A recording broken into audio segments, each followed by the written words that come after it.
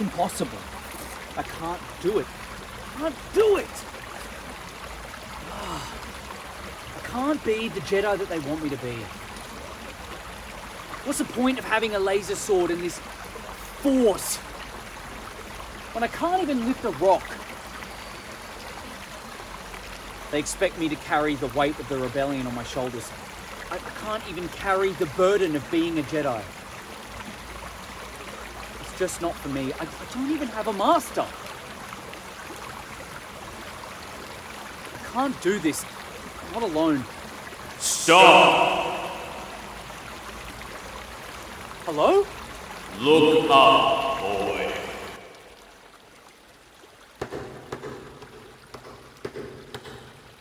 It is I, Jedi Master Coleman Tribble, the Chosen One. I am here to finish your training. You have much to learn, Padawan.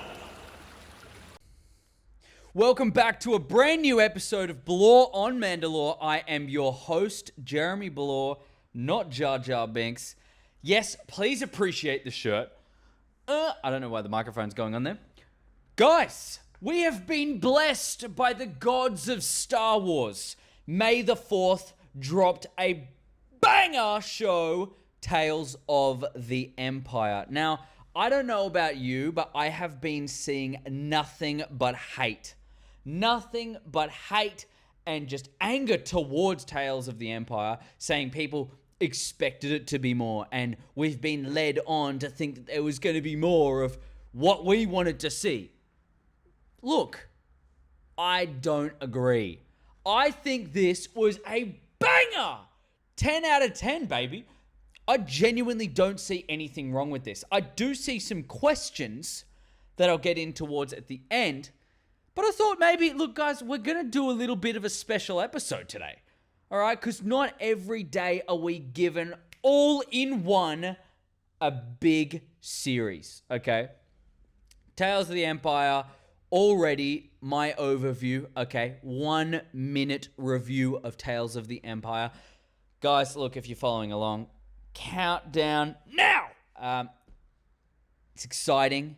It's thrilling. We got to see a kind of a revenge arc back to a full character development for Barriss, which is definitely needed. We got to see the start of some very interesting times leading up to the Grand Inquisitorius.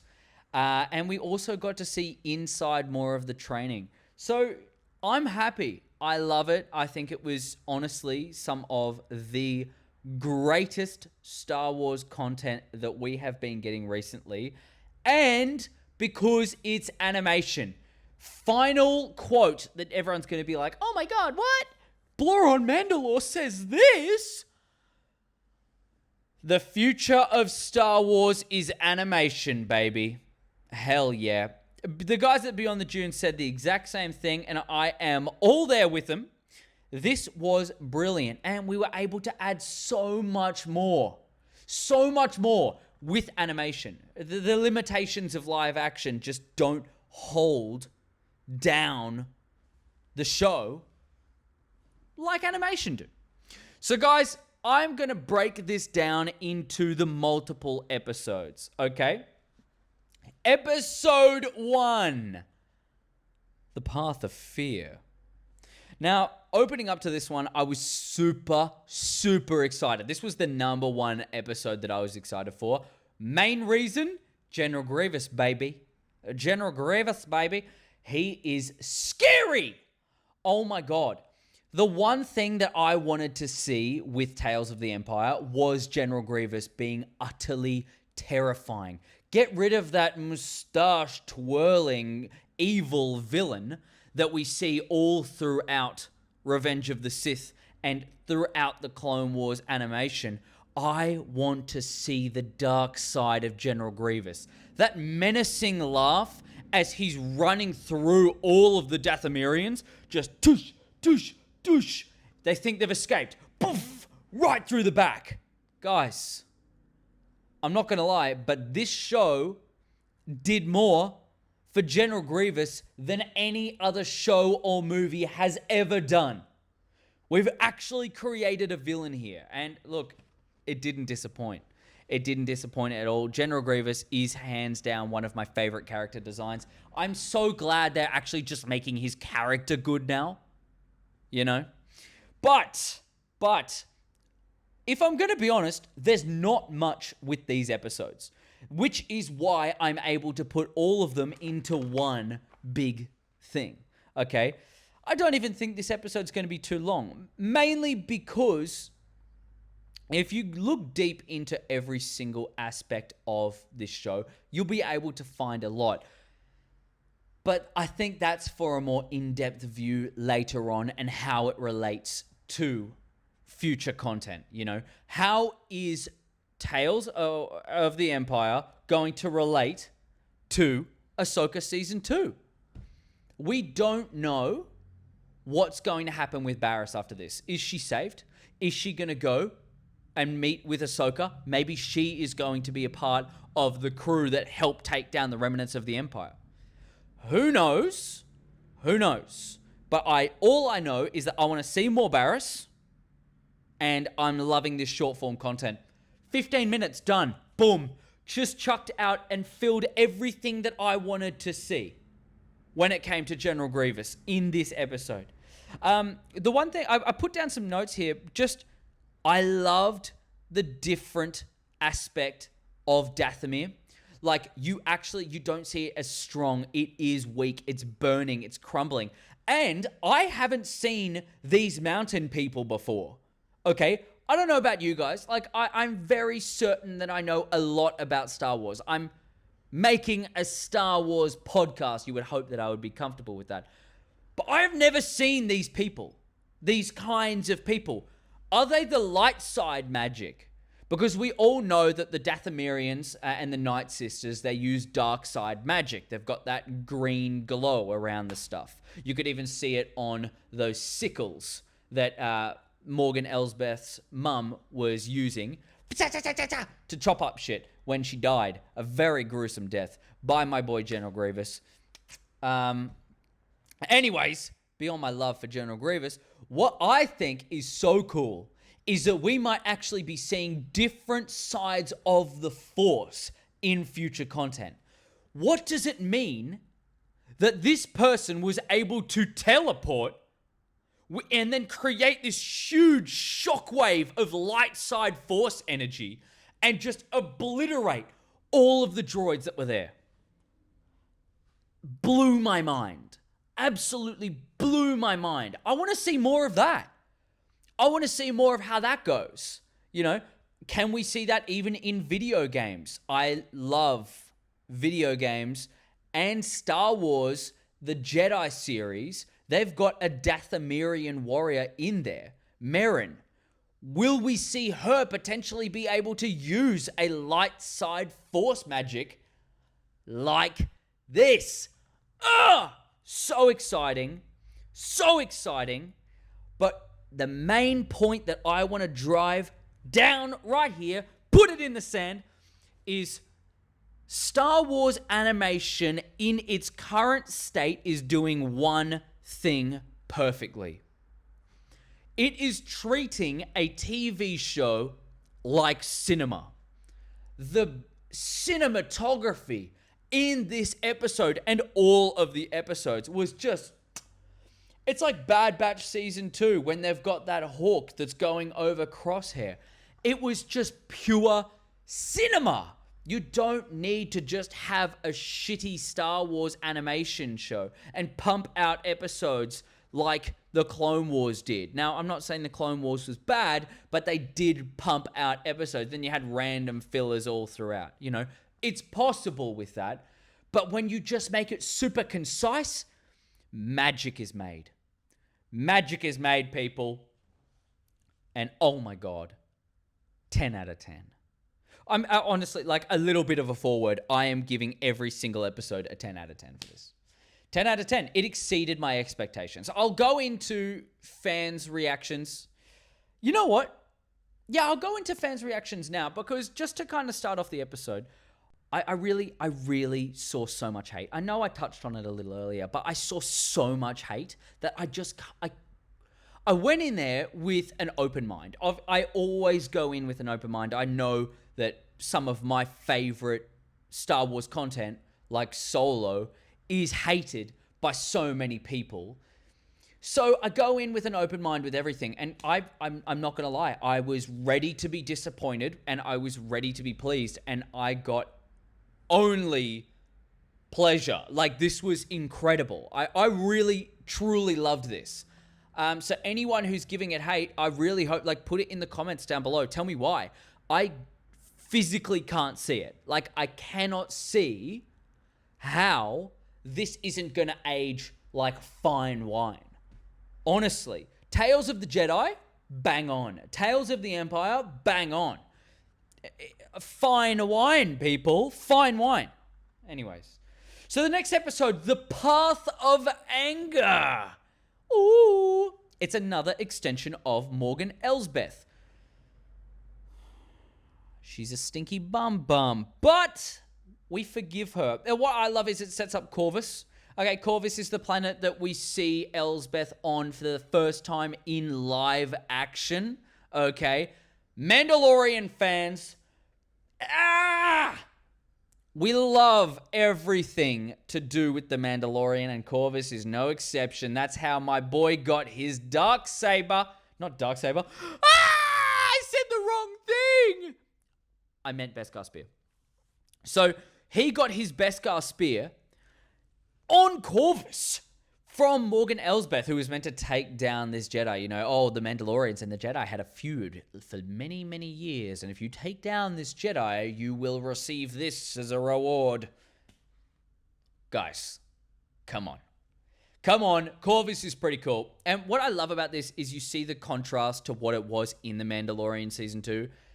Yes, it builds towards that in later episodes. But you see it, a lush, a green, happy place that's filled with love and peace, and everyone is just enjoying in a vast community scene. Later on, it gets darker, and we see it at the point that it's at in Mandalorian Season 2. But I love that we got to see behind the scenes. First intro to Thrawn Baby, by the way. Giga Chad Thrawn, I wanted more of him. I'm not going to lie. I will admit, it didn't actually lower the rating, though. Like, that's what I don't understand. Like, this episode, I don't understand how people weren't happy with it, even though they didn't get more Thrawn. Yes, everyone wants Thrawn because of Ahsoka Season 2 and so on, and this animation style with Thrawn looks, chef's kiss. Give it a chance. Give it a chance, people. This is beautiful Star Wars. Always will be. I will set this down. Always will be good Star Wars. It might not be the best, but my 10 out of 10 rating is because it's always good. Not bad. Get rid of your preconceived conceptions about what this show was going to be like. Tales of the Empire has brought to us a deep lore and understanding of what makes some of the biggest characters in future Star Wars tick, and gives them the background that we need to be able to form our own opinion on these incredible personalities that are showing up on our screens. Okay? Long live the Empire, baby. Look, I've always thought I'd be a dark side until I met the Mandalorian, and then I knew I'd be a Mandalorian. But you gotta say, like, what I was talking about before with cinema, guys, the shot of Thrawn's fleet, oh my god. Now, it's not canonically the first time that was actually in Bad Batch, but I love that you got to see when they came in for the first time, right? And you get to see the two of the Venator class, and then you've got, the Imperial Star Destroyer. Further that, the changeover, right? Now, the Venators didn't actually have any color on it. You could see that they're stripping away any personality that the Jedi could have bestowed upon those ships, and they are turning them into a war machine. okay? And that final shot of the 3 Star Destroyers, and Morgan's looking up there with Thrawn, and he's like, this is my fleet. It's at your disposal. Ah! Beautiful, bellissimo. I'm not even Italian, but god damn, that makes me want to cook up some linguine. The Path of Hate. Next episode. Peoples. We're going into when the Empire has fallen. Corvus is going down. We get to see, like, that, Morgan fighting with that animation. Now, incredible. But I'll add on top of that, when she's using the Beskar spear and you hear the sounds of it clicking against things. Oh my god, that is a Mandalorian fan's wet dream. My pants were soaking after watching that. Not because of Morgan Elsbeth. She can get out of there. But that Beskar spear, boom, boom. Ugh. And that assassin was killer. I love Thrawn's moves. Anyways, beyond that, the Empire's fallen. And we're getting to see Corvus set up to what it was in Mandalorian Season 2. They burnt the trees, and the New Republic is inbound. But you can tell with the New Republic, they've got no authority.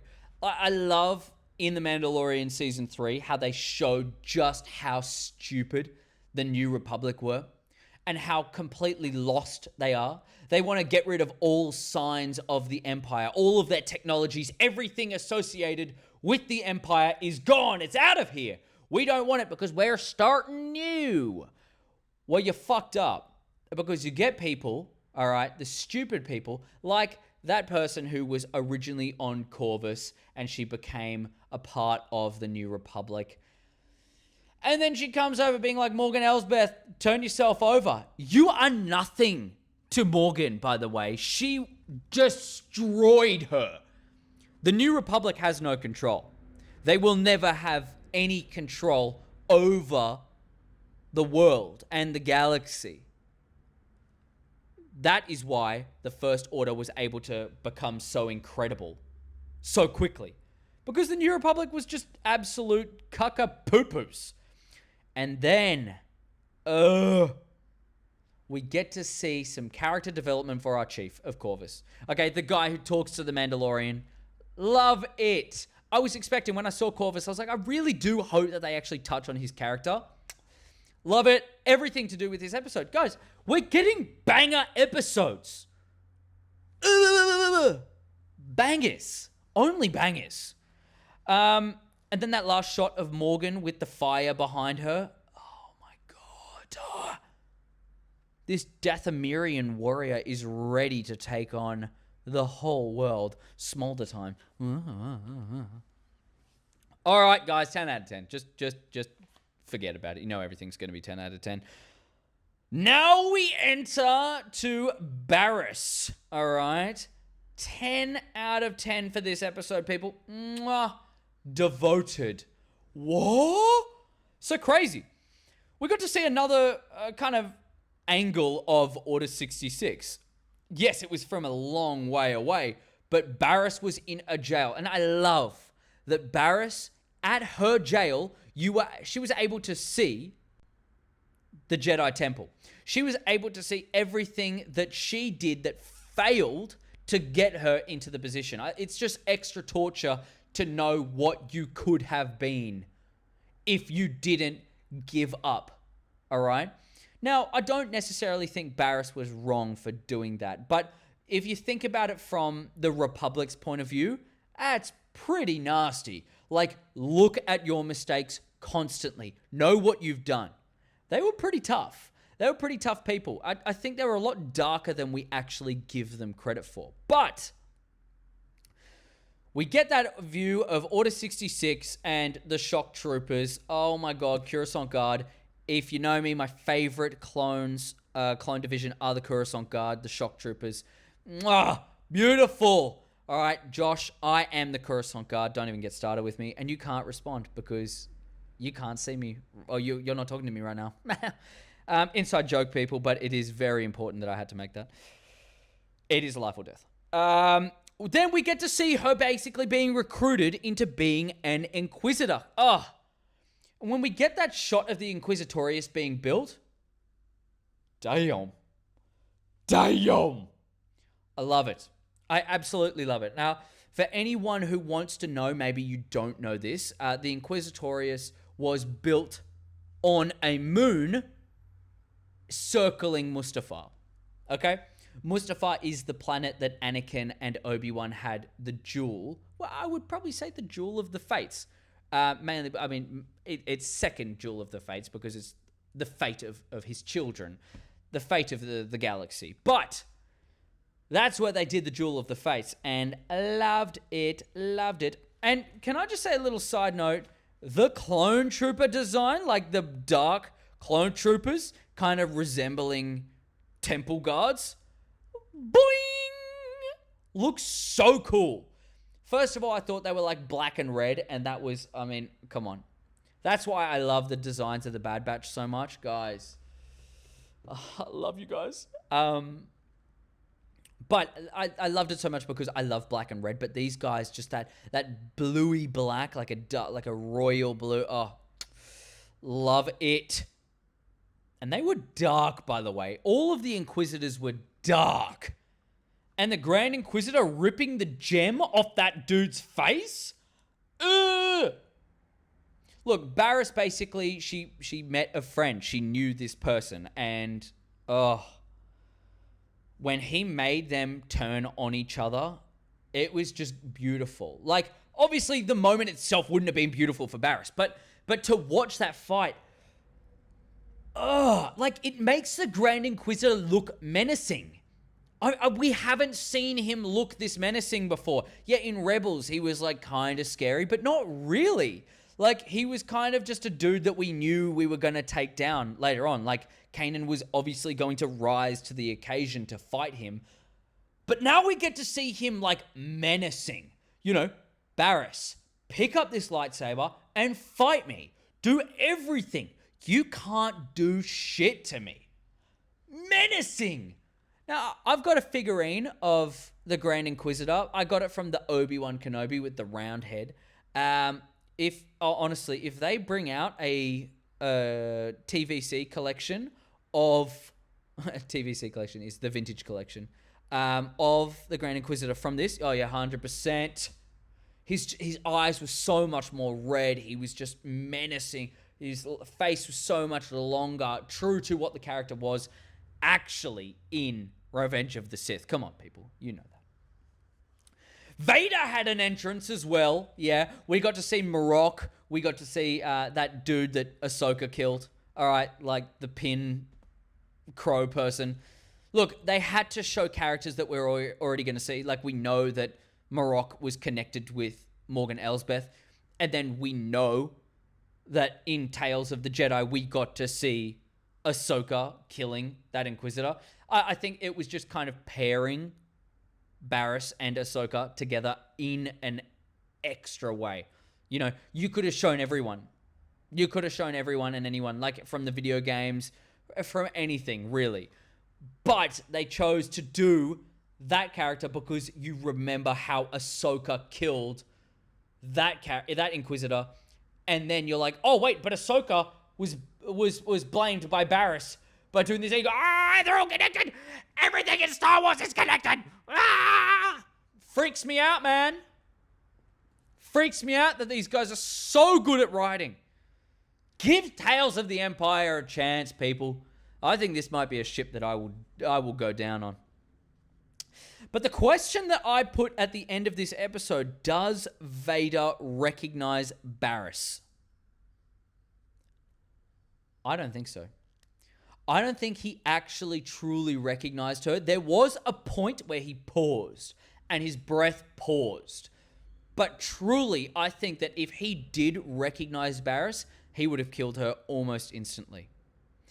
Almost instantly. Because Anakin inside of him would hate to see the bitch that tried to throw Ahsoka under the bus and was the reason why Ahsoka left the Jedi Order and left Anakin, which would have in return probably not made Vader possible. It would have just been Anakin. That's big. That's big. But we have the next episode, Realization. Why is it called Realization? Barriss realizes that she is not for the Empire. She's done some bad things. She's turned to the dark side to do some terrible and unspeakable acts. She literally force choked and chucked her mate into a pit. Come on. That is horrible. There's not really too much to this episode. Like, a lot of this episode was just designed for you to be able to see that the Empire is terrifying. The Empire is scary. Now, when you get the Inquisitors just chopping down every single person in a room because they lied, makes you actually fearful. And to have that child basically wrap himself around Barriss, going, please, please, please, please, please, don't kill me, don't kill me. Insane. Like, it just furthered the fear that the Empire creates in order to turn Barriss to the other side. Now, Barriss meets a Jedi at the top of this mountain that they're crawling up, right? And you know, she tries to turn this Jedi. This Jedi goes, look, I'm really just lonely. I don't want to be alone. Like, I will be with you. Like, I will surrender. Lightsaber out. And then next thing you know, the other Inquisitor, boom, chopped down. Didn't kill. And that was the important part. Barriss attempts to kill that other Inquisitor. Yes, we find out in the final episode that she wasn't actually dead. But the point is that in that moment, whoosh, off the cliff, Barriss gave in to being a Jedi. She is good again.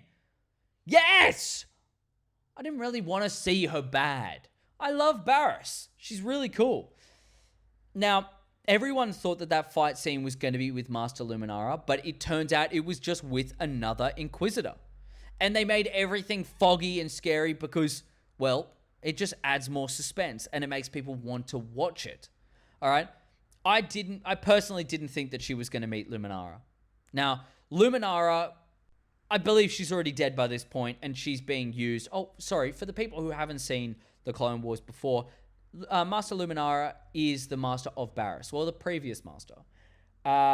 Anyways, so she was basically seen in Rebels as a carcass. They were using her to send out signals to other Jedi to be like, hey, guys, come over here. Like, I've got a safe spot. And then, Grand Inquisitor was freaky. He was menacing in there, but he's nothing like he is in this. I can tell you that one. But we finished that episode, and Barriss is a Jedi. Like my father before me. And we go into the next episode, baby. Oh, yeah. And the last one. The Way Out. Oh, my God. The Way Out, guys, this episode, I'm not going to lie, it brought the heat. It absolutely brought the heat. We get to see Barriss as an old person. Now, I don't know how that other Inquisitor didn't age as much as... I mean, maybe she wasn't even that old, but she looked worn out. She looked like she was getting really old. She was at least older. And if she's only a couple years older, mate, you might need to work on your skin routine. But Barriss is a healer on a deserted planet that goes way out. Basically, we see a family heading towards her because the Empire were doing blood samples. You know why they were doing blood samples? Project Necromancer, baby. We saw that in the final season of The Bad Batch. It's fresh in our minds. If you've just watched The Bad Batch, you'll understand everything that they mean. Basically, Project Necromancer is reviving the Emperor and making sure he can have a body to transfer his consciousness to for the rest of eternity because he wants to be the strongest and last forever. Now, with that, he needs youngling DNA and to basically get, you know, all of those midichlorians in there because I guess it might be more potent in kids, if not, as we know, with cloning itself in real life. It basically, your DNA if you cloned a 50-year-old and they were only meant to live to 80, then that clone would only live 30 years. You know, so maybe it could just be the point of them having a full life.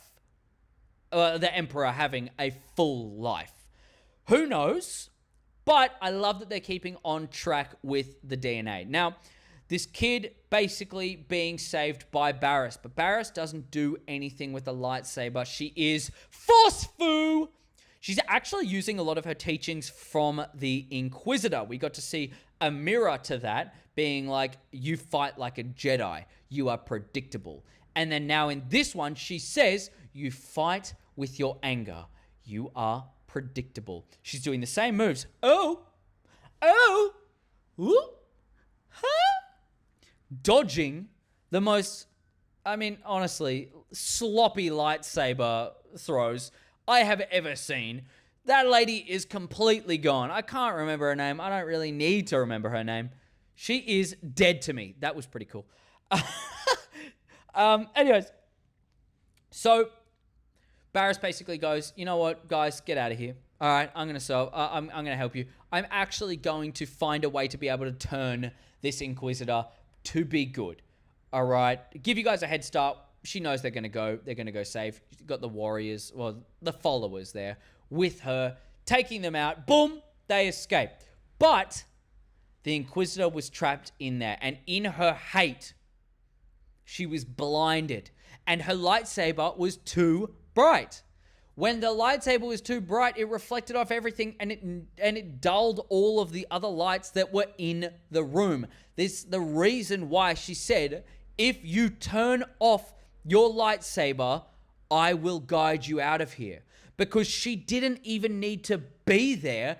The lights would guide her out anyway. We see that because when she was accidentally stabbed, when Barriss got stabbed through the stomach, all right, the Inquisitor knew where to go. It's beautiful. It was such a powerful moment to leave the Inquisitor lightsaber in there, in that dark ice cave, and move to the light. Literally, going from a dark cave into the light. Honestly, beautiful. Absolutely loved it. And I'll finish with a quote. Now, I think this encapsulates the whole tales of the Empire. And I wrote it down. This is a quote from Barriss in that last episode. Fear is not your ally, but your master. Beautiful. It shows that the dark side is only manipulating all that's around them. But it is clouding their judgment. It is clouding their ability to be able to do things the same way that our Jedi can succeed in any situation. That's why they are so much more resourceful. They are so much more powerful in the end. It's like George Lucas's ranking of Force users, right? Basically, a dark side, the moment you turn to the dark side, you are like an empty, let's say is on a scale of 1 to 10, right? If you are a 6 as a Jedi, a full 6, you get to the dark side, you get to 8, but you're hollow. You're a hollow 8. You're very powerful, but you don't have the foundations of that power.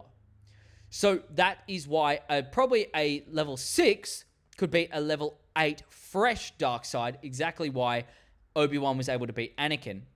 And you kind of get to see that with this. Like, a lot of these Inquisitors are just jumping to the dark side straight away. They're not strong enough. So when someone like Barriss is able to turn to the light, we can see so much beauty in her resolve. But guys, I'm honestly, I'm going to call it there. That was some beautiful, beautiful Star Wars. I'm going to leave you with a couple of questions, okay? With Tales of the Empire, did we need to see this much of Morgan Elsbeth? Now, write down below whether you think that we actually needed to see more of her for the future of what's going to happen with Ahsoka Season 2 and even this Mandalorian and Grogu movie, which could be an Avengers Endgame style. But did we need to see so in depth with Morgan and also Barriss? We could have had a little more Barriss maybe, and we could have had a little more of other characters. Okay, look, it's up to interpretation. I love what we were given. I'm not complaining. Just curious. Do you think we needed to see as much of Morgan? Okay, will we see more Thrawn? Now, I'm going to partner that with another one. Now, when I was scrolling through the Tales of the Empire, I was searching it up, and I saw extras, right? And I saw the trailer, and I read the title. It was like Tales of the Empire Teaser Trailer 1. Season 1. Season 1! Are we going to get another season? That would be insane. That would be insane. Now, I'm all for doing random little tales. You know, Tales of the Force. That's actually a good channel as well. On Instagram, you should give them a follow. But are we going to see like a Tales of the Force? Are we going to see a Tales of the Clones? Or however we're going to do it. Is that the future of animation like that? Or can we see a second season? Can we see a second season of this? Because I think there's so much more that we need to see, especially with Thrawn. I want to know what the hell was going to happen between Ezra taking Thrawn with the Purgle to that separate galaxy, and then how they just became in agreement. So they're like, yeah, I'm going to go that way, you go that way. What happened? I need to know that. I really do need to know that. And then the last question.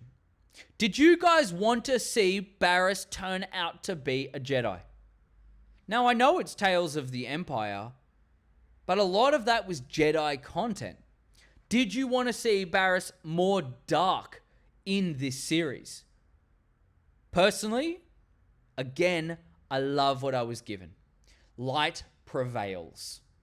In the darkest of dark, a little glimmer of light is all you need to be able to find your way out of the cave. All right? And into that beautiful light where you can become a new person. That got deep as hell. But guys, I'm going to call it there. Beautiful series. Absolutely love it. You're going to see in the next week a couple of episodes popping up here and there. Smaller ones. Okay, not a part of my main podcast. My main podcast is every Saturday, 7 p.m. AEST, okay? But you're going to be able to see a couple more things that I'm finding interesting. Hopefully you like it. But in that case, I'll see you guys then. Thank you so much for joining in. Yeah, yeah, yeah. Whoa, whoa. Yeah.